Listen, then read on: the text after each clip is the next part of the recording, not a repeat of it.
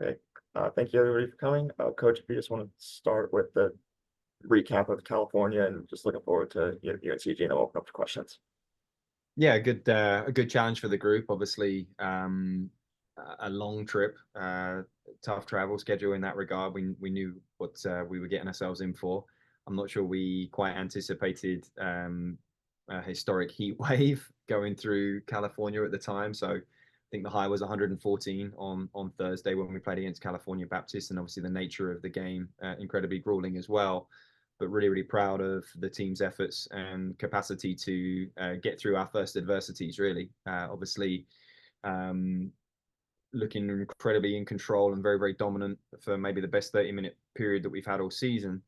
To then, being on the back foot to finish the half at 1-1 and then going a goal down in the second half. It was very, very interesting talking with the players after the fact, and the feeling I had on the sideline of feeling very poised, very in control, and very, very capable of getting back into the game. There was no distress or pressure. It just almost heightened the focus, and that's a really encouraging intangible that this team has continued to show from kind of last year. And then obviously, the nature of the beast in soccer, we have maybe our most well-rounded performance of the season against LMU, where there wasn't a single period of that game where we didn't look incredibly dominant. We kept their expected goals to 0.07. They really didn't have a chance, and we just didn't find that final touch or final moment where we've been so prolific all season to just put one in the net and obviously get the win. But as far as 0-0 ties go, it was about the best performance we could have had. So I think the group's in a really good place, and pleased with the body of work we've had so far.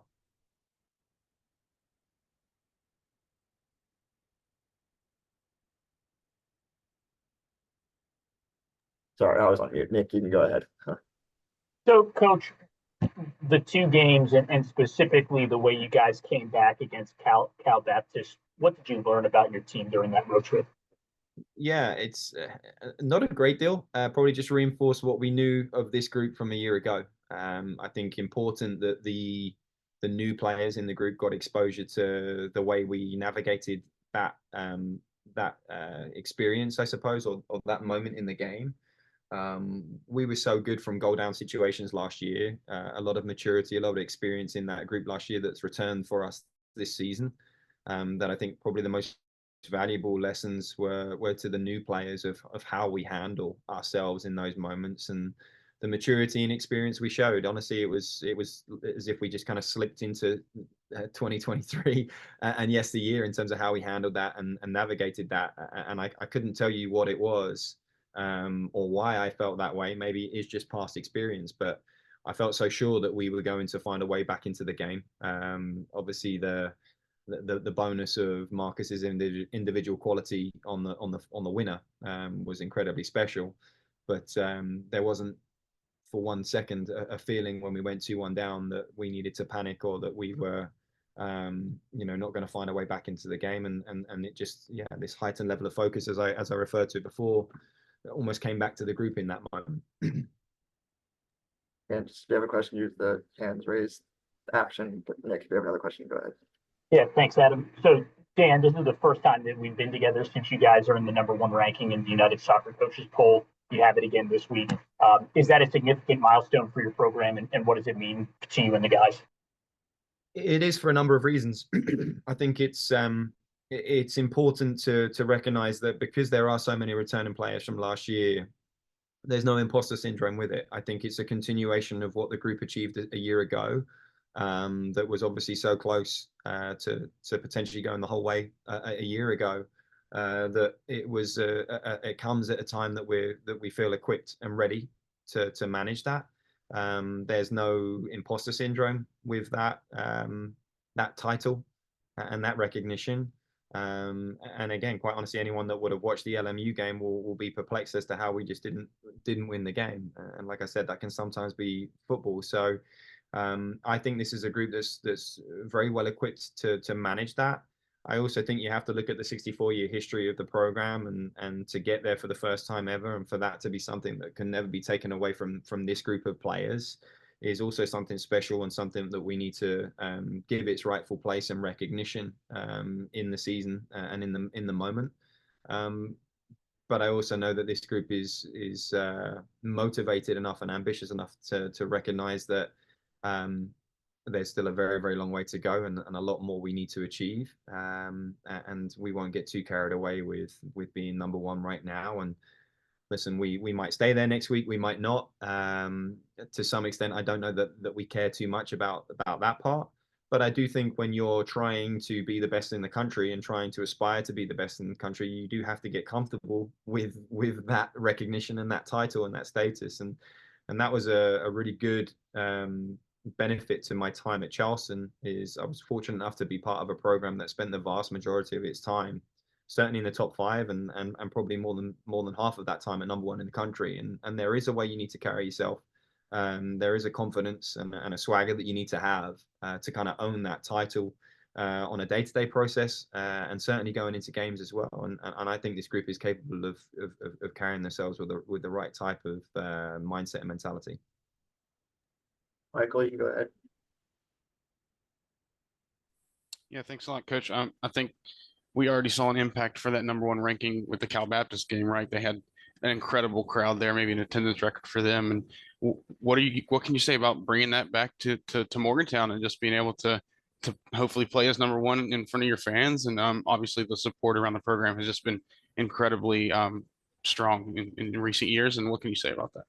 Yeah, again, it'll be number one or otherwise. I think it's going to be close going into next Tuesday when those rankings come out. And obviously the game that night against UNCG is going to be pretty cool to I hadn't actually honestly given it any thought up to this point that we'll conceivably get to play at home with that ranking. But you mentioned it, the support and the crowds that we've had early this season, certainly second half of last season, are incredibly important to the group and to the team. And I do think when you expect the opponent's best effort as a result of the ranking that we have, to have that 12th man, to have that added investment and impetus from your crowd and the support is definitely an added advantage. I think we're about to break in fact, I think we have broken the 2-year anniversary of being undefeated at home. We haven't lost at home for over 2 years now, or certainly close to it. So knowing that our home field advantage is something pretty substantial, the crowd and the support that we've had play a huge role in that, and certainly long may it continue, not just on Tuesday, but further into the season as well. Can I just go off that a little bit? College soccer, men's college soccer has been crazy early on with the upsets and just so many ranked teams falling and so many at home and people on the way. Have you guys, I know you had a long trip to California, but how much of that have you seen? And I'm sure you guys take that into account for just every game going to be tough this season, obviously. Yeah, I think that's one of the most unique things about men's soccer that probably isn't overstated enough, just the level of parity that there is in college soccer, men's soccer specifically. You'll have heard me say before, this is we play the most popular sport in the world, and we recruit in a global market, but so does everybody else. And there is never a shortage of players. It's one of the luxuries we have at West Virginia, but certainly throughout Division I athletics. It won't be because you can't find good enough players. You have to find the right players, of course, that fit your style and fit your culture. But there's never a shortage. So between that, the transfer portal, the way things are operating these days, teams have the capacity to change their group, change their fate in a very, very short turnaround time. So there really aren't any easy games these days. And you call them upsets, I just call them the nature of the business. We've done our best to anticipate and forecast for if and when an adversity comes. We need to be prepared for it. Last season it wasn't until the 16th game of the year, right? A minor adversity because we didn't win a game we felt like we should have the other day, but also a very, very good performance. It would be unlikely and unrealistic for us to go undefeated last year. I think we played the only team that was undefeated in all of 2023, but that should show you that there's maybe a 1 in 211 chance that you won't lose a game. So it's part and parcel of the game, and again the recent results and the results early on in this season as far as the ranked teams that have dropped games in my opinion, with all due respect, is a reflection of the rankings not being all that significant at this point in the year. That'll sound contradictory because I've obviously just acknowledged that we're number one in the country. And we have a lot of returning players that I think have built that credibility for why we should be number one right now. But yeah, when the dust settles in another 6 weeks' time, I think we'll have a fairer reflection of what the top 25 looks like. Kevin, Kinder, if you want to go ahead. Coach, following up on that a little bit, where did your attitude toward a top ranking come from? A lot of coaches across a lot of different sports would be totally on the we're not paying attention to that. That means nothing, whatever.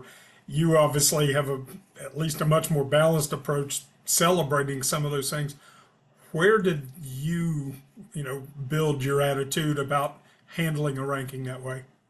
Yeah, I go back to the time at the University of Charleston, where again we had developed a reputation and developed a ranking that essentially put us at number one in the country for the vast majority of that time. And I do think you need to own it. I do think you need to embrace it. I think it's, with respect to the role the social media plays and the presence and everyone's awareness of the rankings now. It would be easy or perhaps wise to say, "Oh, we're not paying attention to it," but we are. They are. My players. I had text messages after the first week of rankings when we dropped a place. Right? What on earth did we? We won 2 games and went from 3rd to 4th. Like, how did that happen? My players were upset. My players were upset when we lost a spot in the ranking after winning 2 games. So for me to then somehow think that we weren't going to pay attention when we went to number one would be naive. As I said, I think it's part of what you have to embrace when you're trying to be the best in the country. That with that comes an added level of pressure and an added level of responsibility to carry yourself with a championship mentality. And as I said, I've been very, very proud of this group for more than a year and a half now in terms of their capacity to want to do that and feeling like we're ready and equipped to handle the pressures and navigate the expectations and the weight of what comes with being that team. Right, we've also got to experience it in opponents that we've played. We know what it meant to us to beat the number one team in the country in Marshall last year. Someone's going to be really excited to try and do that against us. So there's value to take from the experiences of playing against the number one team in the country, and we have to make sure that we stay really, really focused on what our ambitions are for the end of the season through all of this as well. Nick, go ahead. Dan, your thoughts on UNC Greensboro? I know they play a ranked opponent tonight, and you might get a little bit more out of them, but it seems like this is a team that's really improved since you played them last year. Yeah, I think last year was such a tricky game. We put them on the schedule off the back of an Elite Eight season in 2022 that they had expecting. Well, I shouldn't say expecting because they delivered, but understanding that it was going to be a very, very difficult game with the home and home series. Right, obviously us going there in 23, and then coming back here this season. Without a doubt, they were the best team outside the top 125 last year. Really, really difficult game, a real potential banana skin game last year for us because of the nature of RPI and just what they had achieved up to that point in the season in terms of feeling like they'd fallen short. But they look like they've improved. Probably not that much in terms of just overall talent and capacity, but perhaps the mindset and mentality piece, and have got off to a good start here. So we're expecting a similar game, I would argue, in the sense that they're a quality opponent, and then hopefully a better game as far as its long-term implications from an RPI perspective as well. So they'll want to right the wrongs from our game last season. They'll be incredibly excited to have another opportunity to play a high-ranked team such as ourselves, and we'll need to make sure we're prepared because they have some talented individuals. Ryan, go ahead. Dan, especially with the 2 late goals you got the other night against Cal Baptist, it seems like there's a real clutch factor to this team and a lot of the players on this team. How important is that throughout the course of a season, especially as we've talked about here? Everyone's kind of got you all circled now on the schedule, and you might need some more late goals like this as the year goes on. Yeah, I think we've also scored a ton of early goals, which have helped as well. I think outside of what the LMU game, I think we've scored within the first 20 minutes of every single game, at least one. That's important too. But as I mentioned before, the nature of that final 25 minutes after going 2-1 down, it was almost calm. It was almost as if there was no pressure, just real focus, real clear focus. And I think that comes with being, as you called it, clutch, right? The capacity to sharpen your focus in times of what could be stress or pressure, because you know what needs to be done and know what's required. And we lent on some experienced players in terms of the success that we've had recently. Sergio obviously scoring the equaliser, Marcus scoring the winner for us. But we're fortunate to have such a strong group of returners, a strong leadership group in that regard, and then supplemented with some good experienced transfers that I think is easy right now for the freshmen to follow as well, because they've had a great impact and an early impact on the program too.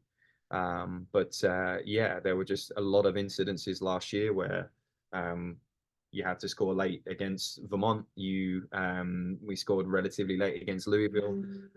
We came from behind against Marshall at home.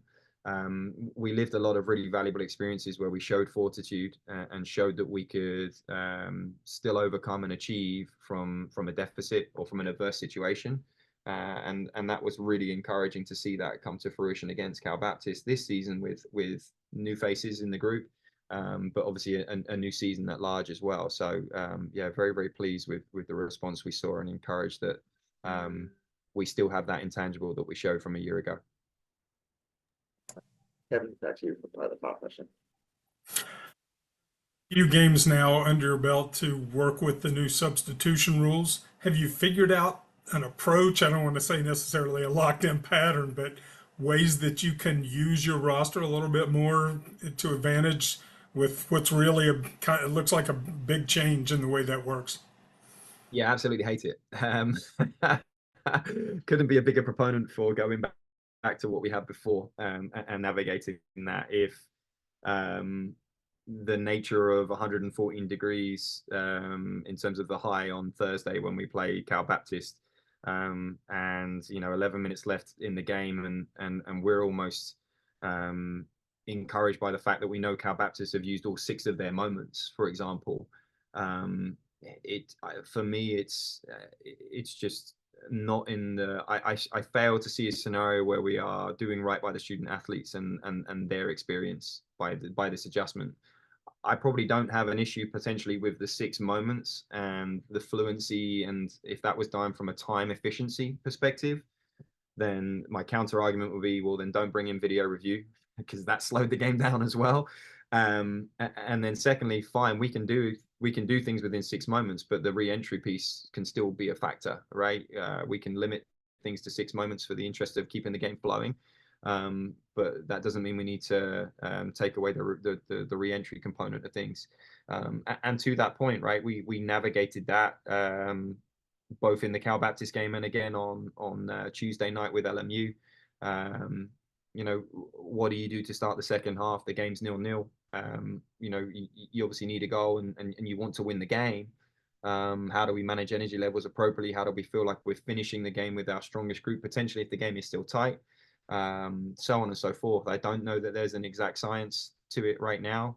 I still think it's a work in progress, and it's a work in progress, quite honestly, that we're being really transparent with the players and having to justify decisions of individual substitution patterns to make sure they're not overthinking things, because one rule doesn't apply to every position necessarily. So we're finding ourselves navigating and justifying things to players that perhaps we didn't have to before. And part of that is because they're a little disgruntled too. And again, I go back to my first point. I would love for someone to be able to give me a rationale where this is for the betterment of the well-being of our players and the betterment of the student athlete experience. I just fail to see what the logic is behind it in that regard.